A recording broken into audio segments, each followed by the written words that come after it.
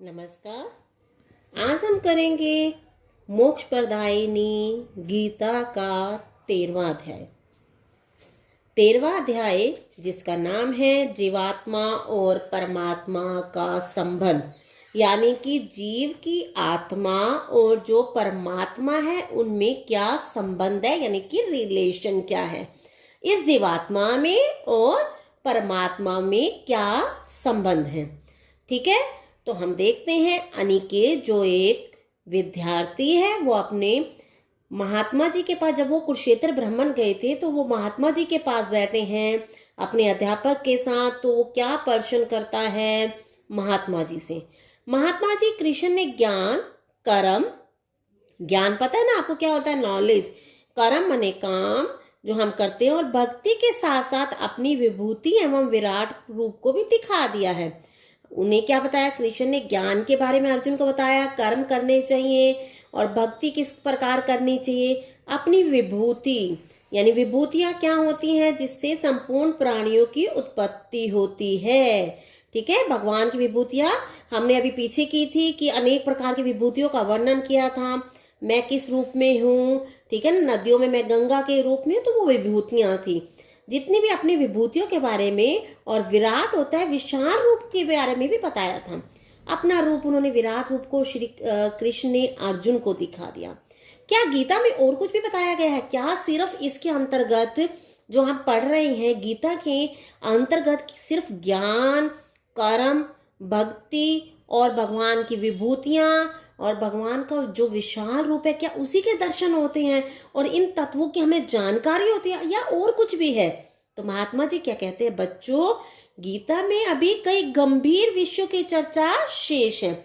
यानी कि गंभीर जो मुश्किल टॉपिक होते हैं, जो जानने, जिनको हमें सोचने समझने के लिए दिमाग का बहुत अधिक यूज करना पड़ता है, जो गंभीर तत्व होते हैं उनके बारे में चर्चा करना अभी हमारे लिए शेष है। तो एक सरल तालिका के माध्यम से पहले आप ब्रह्म तथा उसकी शक्तियों के लिए प्रयुक्त प्राय शब्दों के विषय में जान लें। तो पहले क्या करते हैं, एक सरल तालिका दिखा रहे हैं। आपने तालिका यहाँ नीचे देखेंगे तो आपको परमात्मा की ये तालिका, परा और अपरा बारे में जानकारी प्राप्त हो रही है, दिख रही है तालिका। तो पहले हम इसके बारे में, ठीक है, जानकारी प्राप्त करते हैं। पहले आप ब्रह्म, ठीक है, ब्रह्म क्या होता है बेटा, जिससे सब कुछ उत्पन्न हुआ है। देवी देवता सभी उससे उत्पन्न हुए हैं, ब्रह्म से। तो उसकी और उसकी शक्तियों के लिए जो हम प्राय मतलब सिंबल, प्रायवाची जो होते हैं, जो उसके लिए सेम यूज किए जाते हैं, उनके बारे में जानकारी प्राप्त कर लेते हैं।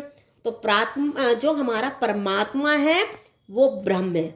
ये ब्रह्म क्या होता है, मैंने बताया अभी आपको कि जिससे सब कुछ उत्पन्न हो। परम आत्मा, परमात्मा वो ब्रह्म, ठीक है। परमात्मा का नाम क्या दिया जाता है, ब्रह्म का नाम दिया जाता है। क्या नाम दिया जाता है परमात्मा को, ब्रह्म का। तो ये परमात्मा दो प्रकार से है, परा और अपरा। परा क्या होती है, ज्ञान, परा क्या है, ज्ञान, और अपरा क्या है, अज्ञान। परा के अंतर्गत आता है जो ज्ञान है, उसके अंतर्गत पुरुष, ये जीवात्मा, क्षेत्रज्ञ, देही, देही का मतलब भी आत्मा होता है, चेतना, जो सब चीजें चेतन है, ठीक है, जो क्या है, चेतन, जिनमें जान पाई जाती है, चेतना होती है, जान पाई जाती है, वो सभी उनमें ज्ञान, वो ज्ञान के अंतर्गत आती है, यानी परा विद्या के अंतर्गत आती है। दो प्रकार की विद्या होती है, एक परा विद्या, एक अपरा विद्या। परा विद्या को हम ज्ञानदायिनी विद्या कहते हैं, जिसके अंतर्गत हम रखेंगे मनुष्य को, जीवात्मा को। क्षेत्रज्ञ क्या होगा, अभी आप जानकारी प्राप्त करेंगे। क्षेत्रज्ञ मनुष्य के लिए लिया गया है। देही क्या होती है, आत्मा होती है, और चेतना माने जिनमें जान होती है, वो सभी इसके अंतर्गत आते हैं। आपके कहेंगे कि आपके यहाँ पर पशु वगैरह सब कुछ, पशु पक्षी जितने भी चेतन है, जिनमें जान पाई जाती है, वो चेतना है, ये ज्ञान, ठीक है। इनको क्या ठीक है, क्या गलत है, ये सब जानने की इच्छा रहती है। परा ज्ञान जो परमात्मा है, हमसे परा है। ठीक है, जो हमसे परे है। वो कौन है? ज्ञानवान परमात्मा। अपरा के अंतर्गत, अपरा को कहा जाता है अज्ञान, जिसके अंतर्गत प्रकृति, शरीर, क्षेत्र, देह और स्थूल जगत आता है। ठीक है, नेचर ये मनुष्य का शरीर, क्षेत्र माने क्या कहा गया है? शरीर को ही क्षेत्र कहा गया है। खेत भी कहते हैं इसको, क्षेत्र मतलब खेत। ठीक है, आगे आप जब लेसन पढ़ेंगे, पाठ को पढ़ेंगे तो आपको आगे आगे क्षेत्रज्ञ, क्षेत्र, स्थूल जगत इसी पाठ में आते जाएंगे। देह मीन्स फिर शरीर, और स्थूल जगत क्या होता है? जिसके अंतर्गत सजीव और निर्जीव वस्तुएं सभी होती हैं।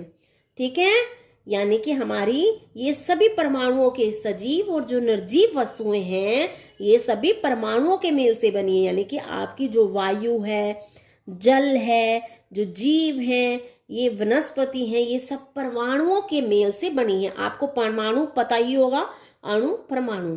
ठीक है, यानी कि स्थूल जगत के अंतर्गत लिविंग सजीव का होता है सजीव, लिविंग निर्जीव का अर्थ होता है नॉन लिविंग थिंग्स।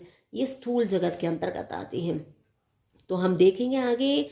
ब्रह्म के लिए प्रयुक्त प्राय शब्दों का विवेचन करते हुए श्री कृष्ण कहते हैं, हे अर्जुन, प्रकृति का एक और नाम है।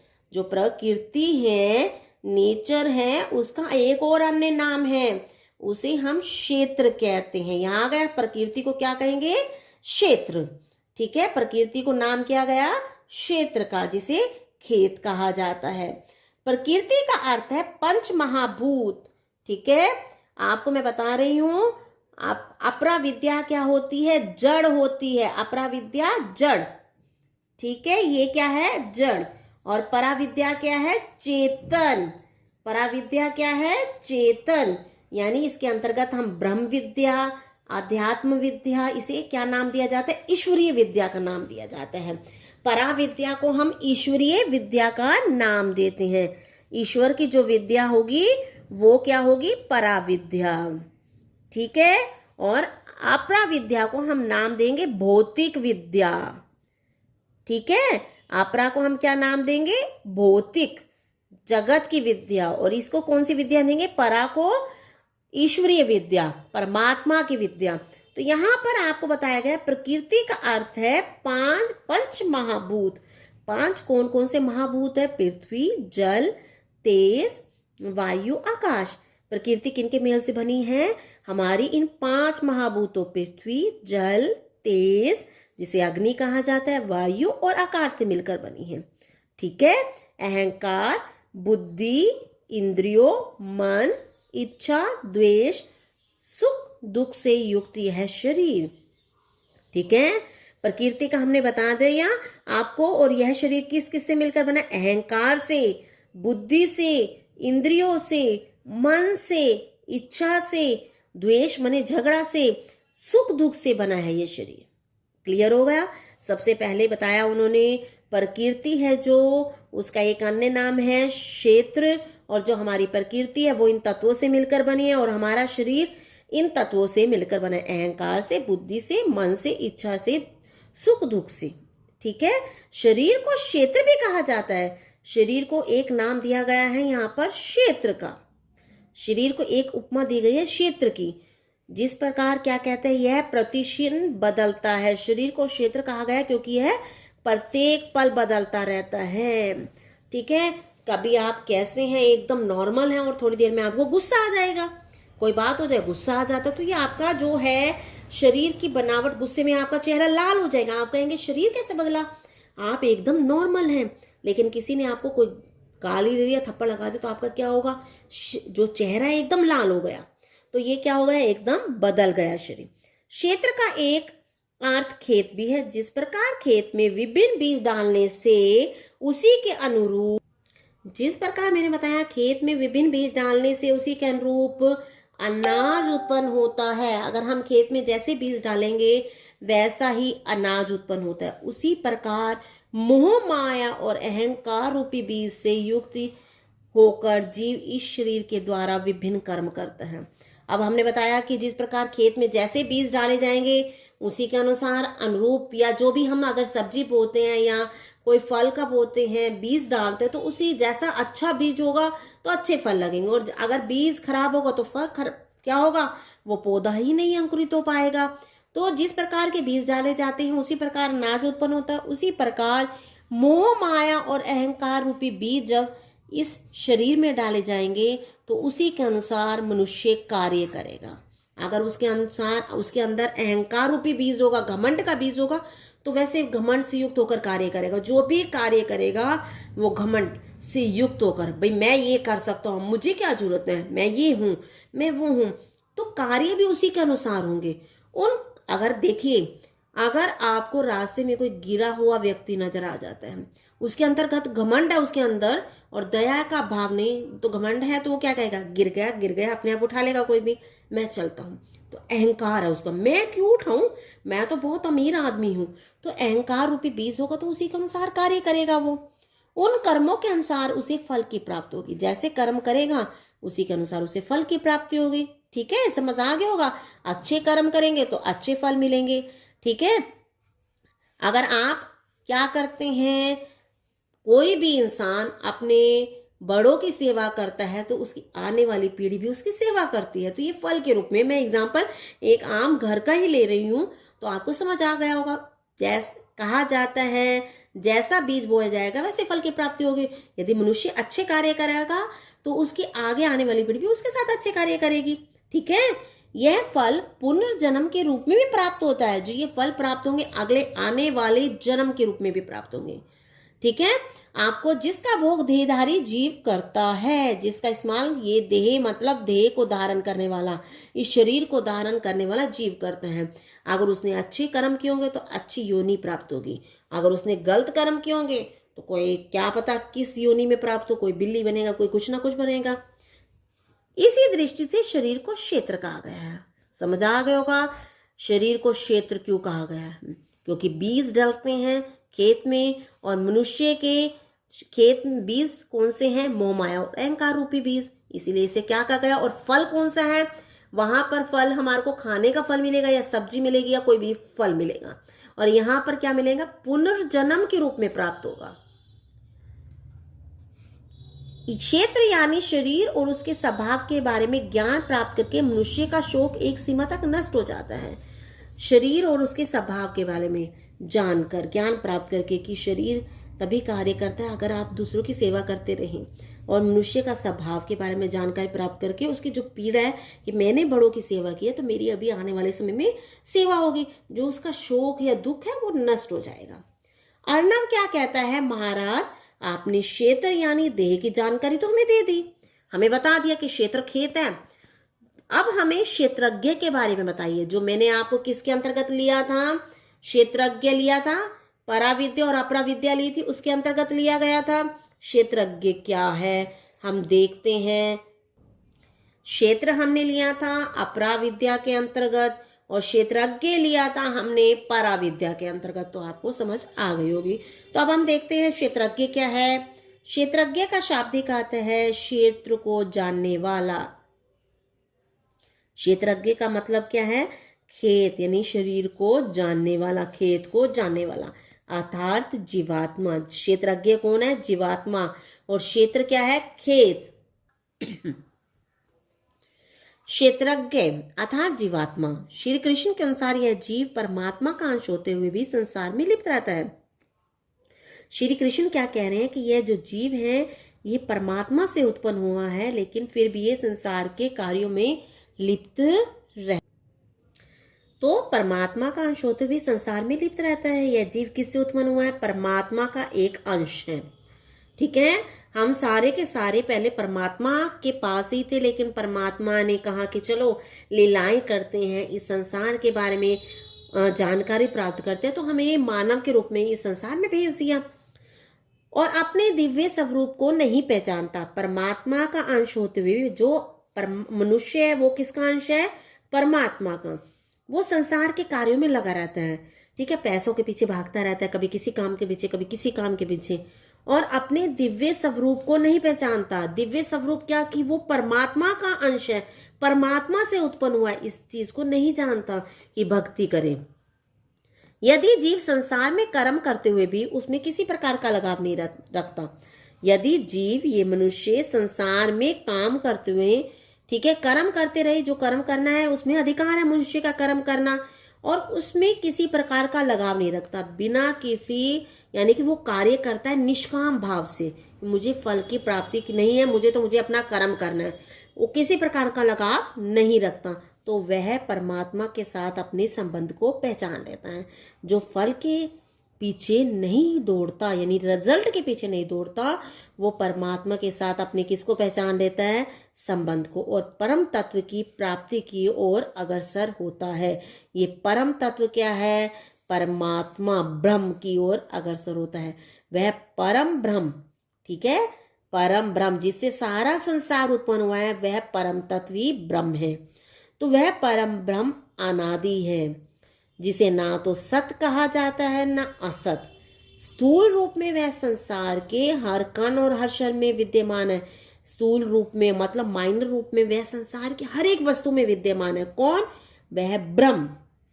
वह चर है और अचर है, चलायमान है और न चलायमान है, यानी कि कुछ भी कह सकते हैं। चलायमान मतलब जीव के रूप में, मनुष्य के रूप में है, और अचर माने पेड़ पौधों में जो क्या कहते हैं, ग्रोथ तो होती है, लेकिन जो पत्थर है इन सब में भी विद्यमान है, सब प्रत्येक वस्तु में विद्यमान है। वह ज्ञान से परे है, जिसे ज्ञान यादा क्या कहना चाहते हैं, ज्ञान से भी प्राप्त नहीं किया जा सकता। वह समीप भी है और अति दूर भी। वह पर ब्रह्म जो है, परम ब्रह्म जो है, परम तत्व जो है, वो ब्रह्म, वो पास भी है हमारे और अधिक, बहुत अधिक दूर भी विद्यमान है। तो अब क्या कहते हैं, वह परम ब्रह्म, पर ब्रह्म सब जगह व्याप्त आकाश के समान है। तो क्या कह रहे हैं, पुरुष को कह रहे हैं वो परम ब्रह्म सब जगह कहाँ फैला हुआ है, जिस प्रकार हमारे ऊपर आकाश चारों तरफ फैला हुआ है, ठीक है, वैसे ही वो परम ब्रह्म सब जगह है। जिस प्रकार आकाश सूक्ष्म होने के कारण किसी में भी लिप्त नहीं होता, वैसे ही देह में स्थित आत्मा निर्गुण, आत्मा क्या है, निर्गुण है, जिसका कोई गुण नहीं है, हमें ना तो उसका आकार दिखाई देता है। आत्मा निर्गुण होने के कारण देह के गुणों में लिप्त नहीं होती, जो शरीर के गुण होते हैं उनमें लिप्त नहीं होती, ठीक है। अच्छे कार्य करेंगे तो देह कर रहा है, ठीक है, जबान गाली दे रही है, तो देह जो कार्य करेगा उसमें आत्मा लिप्त नहीं होती। जिस प्रकार एक ही सूर्य इस संपूर्ण ब्रह्मांड को प्रकाशित करता है, वैसे ही आत्मा इंद्रियों एवं अनुभूतियों सहित संपूर्ण क्षेत्र को प्रकाशित करती है। आत्मा क्या करती है, क्या कहा है, सूर्य सारे ब्रह्मांड को प्रकाश दे रहा है, उसी प्रकार से आत्मा जो है हमारे अंदर विद्यमान है, वो इंद्रियों को एवं अनुभूतियों सहित अनुभव करवाती है उसे, किसको, उसके शरीर को प्रकाशित करती है कि आत्मा जो कह रही है वो क्या करना चाहिए, क्या नहीं करना चाहिए, ठीक है। तो जो मनुष्य क्षेत्र और क्षेत्रज्ञ, वह पुरुष और प्रकृति के भेद को समझ लेता है। क्षेत्र मैंने क्या बताया था, खेत, क्षेत्रज्ञ मतलब किसको बताया था, जीवात्मा, वह पुरुष, ठीक है। पुरुष कौन है, हमें बताया गया कि परम ब्रह्म है। अगर पुरुष अच्छे कार्य करेगा तो वो परम ब्रह्म ही बन जाएगा, और प्रकृति के भेद को समझ लेता है तो वह ज्ञान चक्षु से विकार युक्त प्रकृति से मुक्ति पाने का प्रयास करता है। अपनी ज्ञान के द्वारा, ज्ञान रूपी आंखों के द्वारा जो विकार युक्त मतलब बुरी विकृति जो होती है, विकार माने गलत विचार, उससे मुक्ति पाने का प्रयास करेगा और परम ब्रह्म परमात्मा को प्राप्त हो जाएगा। उस परमात्मा को जो ब्रह्म है उसे प्राप्त हो जाएगा। चलिए अब देखते हैं 13वें अध्याय के जो आज हमने किया है उसके प्रश्नोत्तर। जो सबसे पहला प्रश्न है, गीता के अनुसार प्रकृति क्या है। तो गीता के अनुसार प्रकृति का अर्थ है पंच महाभूत, पृथ्वी, जल, तेज यानी कि अग्नि, वायु, आकाश, ये प्रकृति है। और अगर हम शरीर के बारे में बताए जाएं तो बताएंगे अहंकार, बुद्धि, इंद्रियों, मन, इच्छा, द्वेष, सुख दुख से युक्त यह शरीर। तो आपने प्रकृति के बारे में बताना है कि पंच महाभूतों से उत्पन्न, ठीक है, यह प्रकृति है। आगे बताएंगे शरीर को क्षेत्र क्यों कहा गया है। शरीर को क्षेत्र इसलिए कहा गया है क्योंकि यह प्रतिक्षण बदलता है। मैंने आपको एग्जाम्पल दिया था फेस का, तो हमारा शरीर बदल जाता है।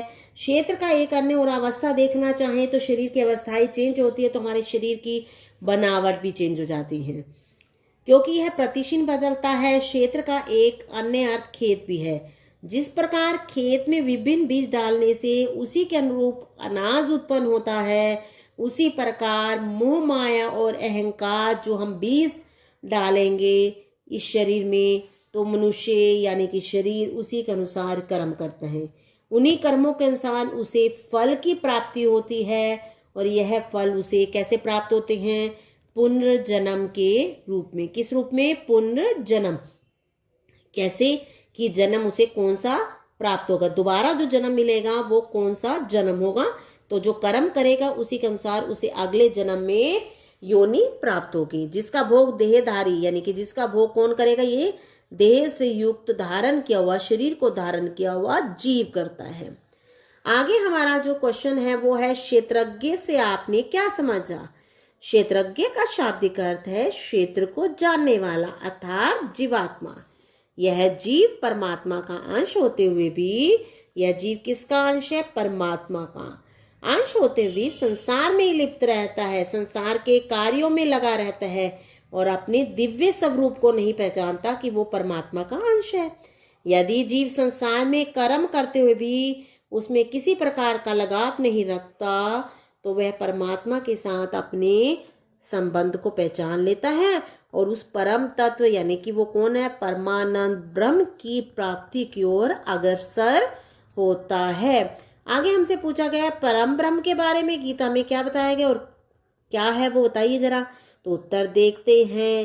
परम ब्रह्म के बारे में गीता में बताया गया है कि परम ब्रह्म अनादि है, ठीक है, जिसे ना तो सत्य कहा जाता है ना असत कहा जाता है। इनके परम ब्रह्म क्या है? सत्य भी नहीं है और असत भी नहीं, यानी कि सच भी नहीं और झूठ भी नहीं है। स्थूल रूप में वह संसार के, ठीक है, हर कण और हर क्षण में विद्यमानता है। स्थूल और सूक्ष्म दो रूप होते हैं। सूक्ष्म बिल्कुल माइनर, स्थूल मतलब थोड़ा बड़ा जो हमें दिखाई दे। वह हर कण और हर क्षण में विद्यमान रहता है। वह चर और अचर है, ज्ञान से परे है, वह समीप भी है और अति दूर भी है। यानी कि जो परमात्मा है वो हर कण में विद्यमान है। अब आपको दिखाई तो नहीं देगा, लेकिन आप परमात्मा का अंश है, तो आप क्या है? परमात्मा ही है। आप हर एक कण में जो भी देखा जाए, जीव है चाहे, उसमें परमात्मा विद्यमान है। हर एक वस्तु में परमात्मा विद्यमान है, हर एक पल में परमात्मा विद्यमान है। वह चर है और अचर भी है, ज्ञान से परे है, वह समीप भी और अति दूर भी है। वह सब जगह व्याप्त आकाश के समान है। वह परम ब्रह्म कहाँ व्याप्त है? आकाश की तरह चारों ओर विद्यमान है। देखिए आगे देखते हैं, किस प्रकार आत्मा देह के गुणों में लिप्त नहीं होती। तो उत्तर देखते हैं, जिस प्रकार आकाश सूक्ष्म होने के कारण किसी में लिप्त नहीं होता, वैसे ही देह में स्थित आत्मा निर्गुण होने के कारण देह के गुणों में लिप्त नहीं होती। यानी कि आत्मा क्या है? निर्मने रहित, गुणों से रहित है। जो कार्य शरीर करता है उसमें आत्मा का कोई योगदान नहीं होता। इसी प्रकार तो ठीक है, जो देह के गुण होते हैं, जो देह शरीर कार्य करता है, आत्मा वह कार्य का कोई भी भागीदार नहीं होती। वो निर्गुण होती है, गुणों से रहित होती है। वो शरीर कार्य करता है, आत्मा नहीं करती।